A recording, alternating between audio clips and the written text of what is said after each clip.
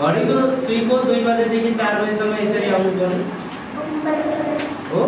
अनि यो माथिको सिधा लाइनबाट ल्याएर यसरी सिधा ल्याउने र यो तलको भाग पुरै खाली देख्नुपर्छ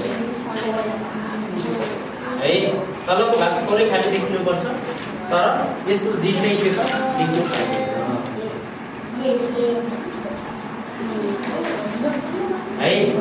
अनि डब्लु लेख्दा पनि हामीले के गर्नु पर्यो, सिधै माथि नै छुनु पर्यो, यो माथि नै छुनु पर्यो, तर हामीले कस्तो डब्लु लेख्न पाइएन, यस्तो डब्लु लेख्न पाइएन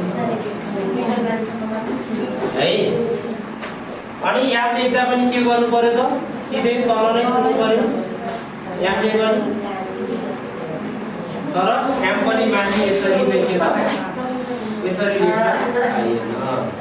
यो कुरा मात्रै हो ससाउनु पर्ने है, अरूलाई सबै मिलेको छ।